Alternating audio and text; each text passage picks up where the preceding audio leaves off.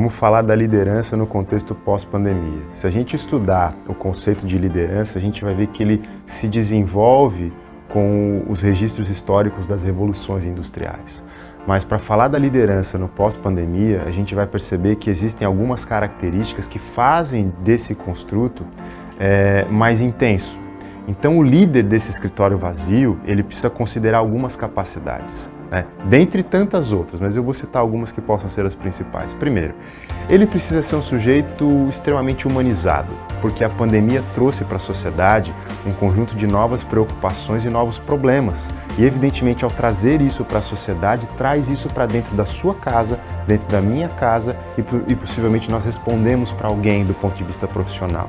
O líder humanizado vai precisar compreender essas características para fazer com que o trabalho não seja mais um peso na vida do sujeito, mas que ele possa, evidentemente, encontrar no trabalho o seu propósito de vida.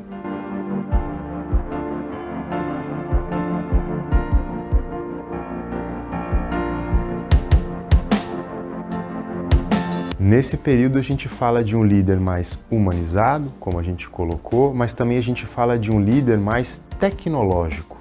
Por quê? O escritório está vazio, então o líder ele vai ter uma responsabilidade de atribuir tarefas, acompanhar tarefas, controlar resultados, mas que tudo isso não está sendo desenvolvido dentro do escritório. Muito provavelmente isso está sendo desenvolvido por meio de uma interface remota. Então, o líder ele vai ter que deixar de lado comportamentos um pouco mais conservadores, na medida em que a intenção é controlar a presença do sujeito dentro de um determinado espaço físico, para começar a controlar resultados.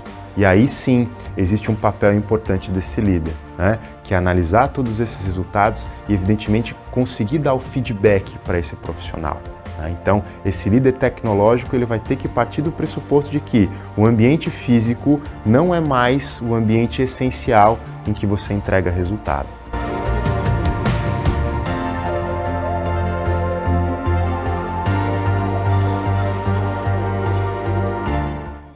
Existe um referencial em que se destaca os C-Levels, os CEOs, os CFOs, os CTOs, ou seja lá que faça sentido para a estratégia do negócio. Então, na verdade, o que muda a partir disso é que as empresas identificaram novas oportunidades de desenvolverem melhor os seus modelos de negócio e, a partir daí, construindo diferenciais, você vai precisar de líderes específicos que tenham a capacidade de conduzir esses diferenciais. Falamos do CTO, que cuida da tecnologia, falamos do CFO, que cuida das finanças, mas tudo isso para dizer que é fundamental que pessoas específicas ocupem espaços específicos e que geram valor para aquela estratégia do negócio.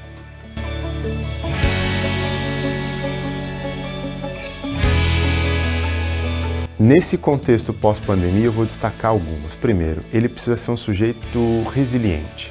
Afinal de contas, a gente está passando por um momento de transformações intensas na sociedade e a resiliência vai fazer com que ele tenha a condição também de analisar melhor o ambiente, de poder prospectar cenários importantes e de poder tomar boas decisões.